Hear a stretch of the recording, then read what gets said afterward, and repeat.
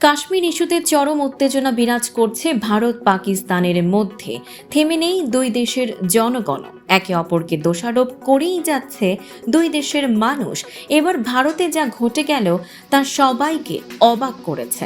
Cricket match চলাকালে কর্ণাটকের এক ব্যক্তি পাকিস্তান জিন্দাবাদ বলে চিৎকার করে, যার ফলে তাকে পিটিয়ে হত্যা করা হয়েছে।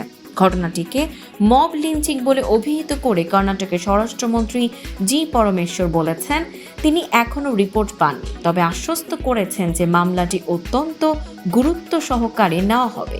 তিনি আরও বলেন, স্থানীয় ক্রিকেট ম্যাচ চলাকালীন ওই ব্যক্তি পাকিস্তান জিন্দাবাদ বলে চিৎকার করেছিলেন বলে জানা গেছে। মঙ্গলবার কর্ণাটকের পুলিশ জানিয়েছে, শহরে ক্রিকেট ম্যাচ চলাকালীন বিরোধের জের ধরে এক ব্যক্তিকে একদল লোক পিটিয়ে হত্যা করেছে বলে অভিযোগ রয়েছে। এই ঘটনায় 15 জনকে গ্রেপ্তার করা হয়েছে। পুলিশ আরও জানিয়েছে, 27 এপ্রিল বিকেল 3টার দিকে ম্যাঙ্গালুরুর উপকণ্ঠে কুডুপু গ্রামের ভাত্রা কাল্লুর্তি মন্দিরের কাছে এই ঘটনা ঘটে। নিহত ব্যক্তির পরিচয় এখনও নিশ্চিত করা হয়নি। তাকে লাঠি দিয়ে আক্রমণ করা হয়েছে বলে অভিযোগ রয়েছে, যার ফলে একাধিক আঘাতের ফলে অভ্যন্তরীণ রক্তক্ষরণ হয়েছে। পরে তাকে হাসপাতালে নেওয়া হলে চিকিৎসকরা তাকে মৃত ঘোষণা করে।